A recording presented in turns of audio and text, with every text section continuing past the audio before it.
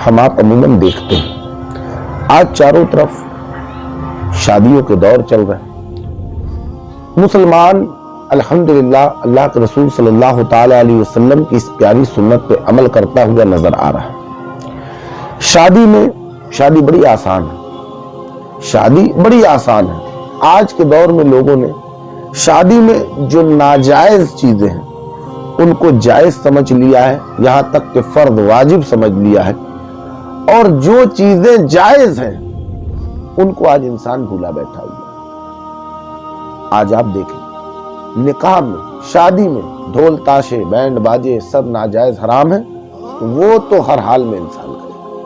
آتش بازی حرام ہے، وہ تو اس کو کرنا ہی کرنا ہے، 10,000 روپے خرچ کر دے گا آتش بازی میں۔ اس کے علاوہ مہندی مرد کو لگانا، اس کے علاوہ غیر عورتوں کا مرد کے جسم پہ ہلدی کا ملنا، یہ تمام تر چیزیں کیا ہیں؟ یہ سب ناجائز اور حرام کام ہیں۔ تو آج ہم نے شادی جیسی اس بہترین سنت کو گناہوں میں، غلط کاموں کے بھیٹ چڑھا دیا۔ ہم دیکھیں نکاح ضروری ہے، اور نکاح کے بعد ولیمہ ضروری ہے، اور تیسری چیز جو بہت ضروری ہے جسے آج مسلمان خاص طور پہ ہندوستان کا یہ سمجھتا ہے کہ یہ تو کوئی ضروری چیز ہے ہی نہیں، جسے کہتے ہیں مہر۔ اب آپ کہیں مہر کیا ہے؟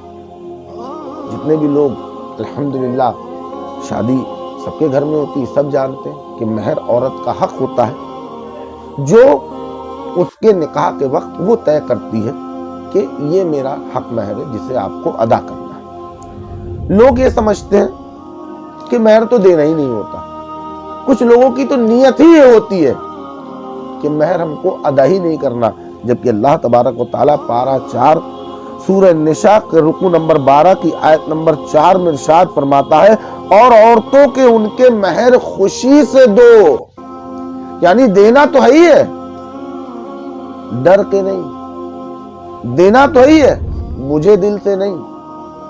دینے میں یہ نہ ہو کہ دل میں بڑی تکلیف ہو رہی ہے کہ میں اپنی بیوی کو مہر دے رہا ہوں، مہر اس کا حق ہے۔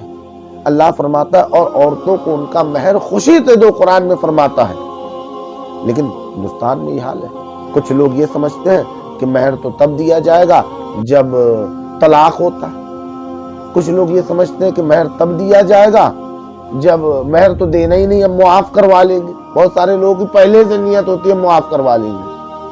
ارے عالم تو یہ ہوتا ہے کہ لوگ انتقال کر جاتے ہیں، ان کے جنازوں پہ آ کے عورتیں معاف کرتی ہیں کہ ہم نے تمہارا مہر معاف کر دیا۔ چلو ٹھیک ہے، عورت نے آ کے کہہ دیا، اس کا حق تھا، اس نے معاف کر دیا، کوئی بات نہیں، معاف ہو گیا۔ لیکن خدا را ذرا یہ غور کرو، اگر خدا نہ خواستہ مرد سے پہلے عورت چلی گئی، تب کس کو مہر ادا کرو؟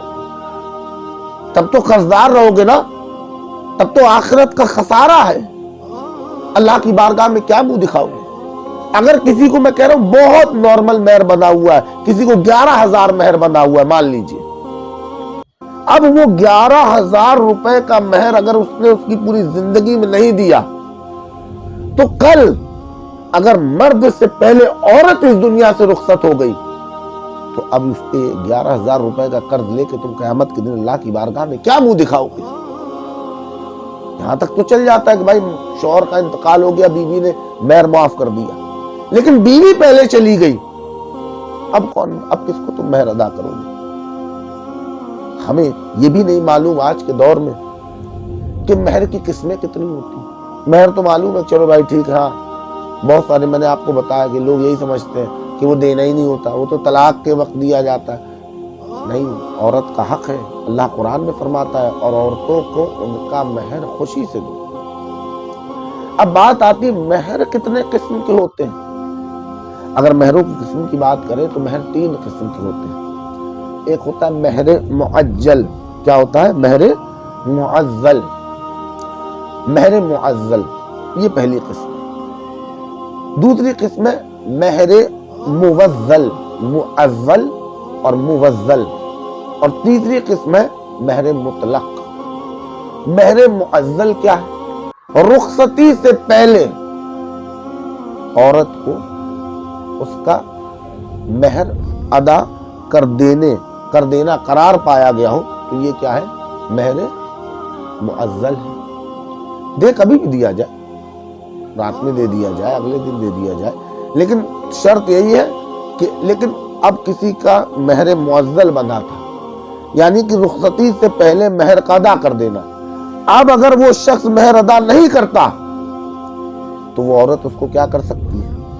اس کو صحبت سے، ہم بستری سے روک سکتی ہے، اور اس کو حق ہے اس بات کا، کیونکہ آپ نے طے کیا تھا کہ میں رخصتی کے وقت آپ کا مہر دے دوں گا۔ اب آپ نے نہیں دیا تو آپ کیا ہوں گے؟ اب اگر عورت آپ کو صحبت سے روکے، ہم بستری سے روکے، تو آپ کو رکنا پڑے گا۔ آپ کو حق نہیں ہے کہ آپ اس کے ساتھ صحبت یا ہم بستری کر سکیں۔ دوسری قسم ہے مہر موزل۔ اس میں ایک مدت کے بارے میں ایک مدت قرار کی جاتی ہے کہ میں 2 سال بعد یا 3 سال بعد یا 5 سال بعد یا 10 سال بعد یا 20 سال بعد میں دے دوں گا، تو یہ ہوتا ہے مہر موزل۔ مہر موزل یعنی کہ ایک ٹائم پیریڈ ہے۔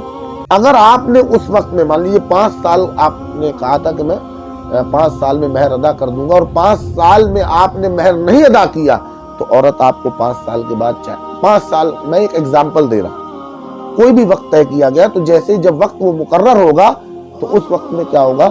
عورت کو یہ حق ہوگا، اگر آپ نے نہیں مہر ادا کیا ہے تو عورت آپ کو صحبت ہم بستری سے روک سکتی ہے۔ تیسرا ہوتا ہے مہر مطلق۔ مطلق کا معنی ہوتا ہے زندگی میں کبھی بھی دے دیں۔ ہندوستان میں 90% جو شادیاں ہو رہی ہیں آج کے وقت میں مطلق پہ ہی ہو رہی ہیں کہ ہم زندگی میں کبھی بھی دے دیں، کوئی بات نہیں، جائز ہے، بالکل آپ کر سکتے ہیں۔ تو مہر مطلق ہے، زندگی میں کبھی بھی دے سکتے ہیں، لیکن دینا ہے۔ قرآن میں اللہ نے فرمایا ہے کہ عورتوں کو ان کے مہر خوشی سے دو۔ یہ نہیں ہے کہ جب طلاق ہوگا تب دیا جائے گا، یا جب اسے جب ہمیں دینا ہی نہیں، ہم تو معاف کروا لیں گے، بہت ساروں کی نیت ہوتی ہے۔ اور ہاں، جو شخص مہر بندھوائے تو اس کو بھی یہ خیال رکھنا چاہیے، لڑکی والوں کو بھی، کہ ہم اتنا مہر بندھوائیں کہ جتنے میں کیا ہو سکے لڑکا اس مہر کو ادا کر سکے۔ ہم نے بہت جگہوں پہ دیکھا ہے، ہمارے یہاں پہ بھی ہم نے دیکھا ہے، کچھ جگہ ایسی ہیں کہ جہاں پہ پورا کیلکولیٹ کرتے ہیں لڑکی کی پوری برات کا، سٹارٹنگ سے لے کے اینڈ تک۔ پتہ چلا اچھا 10 لاکھ میں شادی ہوئی ہے، اچھا 20 لاکھ میں شادی ہوئی ہے، 20 لاکھ میں۔ وہ یہ سوچ کے اتنا زیادہ بندھوا دیتے ہیں کہ کل کو طلاق دینے سے پہلے 50 بار سوچے گا کہ پہلے 20 لاکھ روپے دوں تب جا کے میں اس سے اپنے تعلقات ختم کروں۔ تو کچھ لوگ اتنا زیادہ بندھوا دیتے ہیں کہ لڑکے کی حیثیت ہی نہیں ہوتی۔ لڑکے کی حیثیت کے مطابق مہر بندھوانا چاہیے، اور لڑکے والوں کے اوپر اتنا بوجھ نہیں دینا چاہیے کہ وہ مہر کو ادا نہ کر سکے۔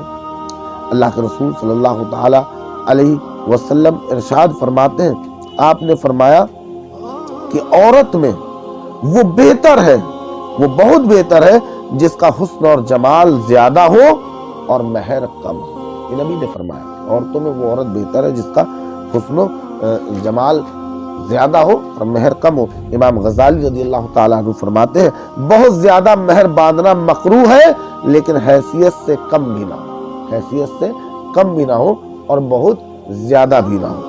تو یہ چیز ہم آپ کو جاننی پڑے گی، سمجھنی پڑے گی کہ مہر ایک بہت ضروری چیز ہے۔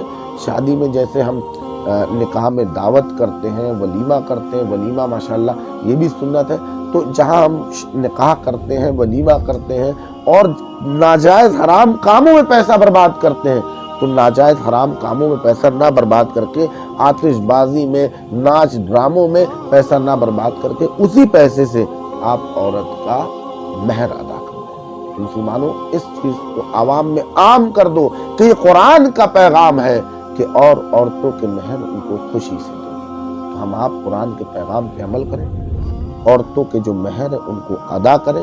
خدا نخواستہ اگر عورت آپ سے پہلے چلی گئی تو آپ اس کے قرضدار رہیں گے اور اللہ کی بارگاہ میں آپ کیا امید کریں۔ یہ بھی جان لیں کہ مہر ہونا کتنا ہے، جو رقم ہونی چاہیے۔ میں کچھ لوگ کہہ دیتے ہیں کہ ارے ہمیں کوئی طلاق تھوڑی لینی ہے، ارے جتنا بندوا دو، کچھ لوگ کہتے ہیں 51 روپے بندوا دو، کچھ لوگ کہتے ہیں 786 روپے لکھوا دو۔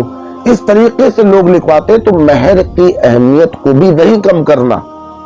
اب کم سے کم مہر کتنا ہونا چاہیے؟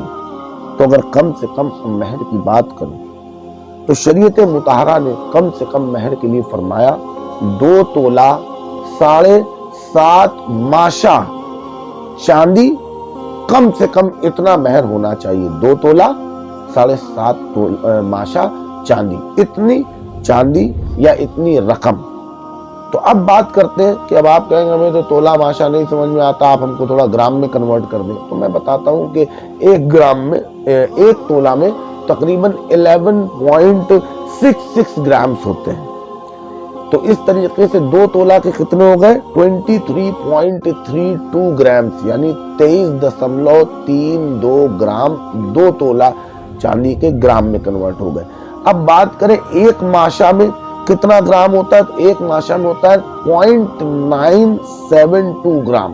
تو 7.5 ماشا کا کتنا ہو گیا، 7.5 ماشا کا تقریباً ہو گیا 7.29 گرام، یعنی کہ میں آپ کو اوورآل اگر 2 تولہ 7.5 ماشا گرام چاندی کو گرام میں کنورٹ کر کے بتاؤں تو یہ ہوتا ہے 30.6 گرام آف سلور، یعنی 30.6، یعنی کہ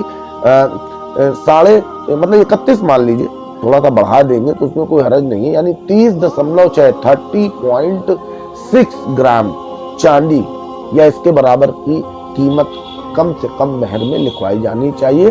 تو آپ 31 بھی لکھوا سکتے ہیں، لیکن 30.6 گرام سے کم آپ مہر کی رقم نہیں لکھوا سکتے، شریعت مطہرہ نے یہ فرمایا۔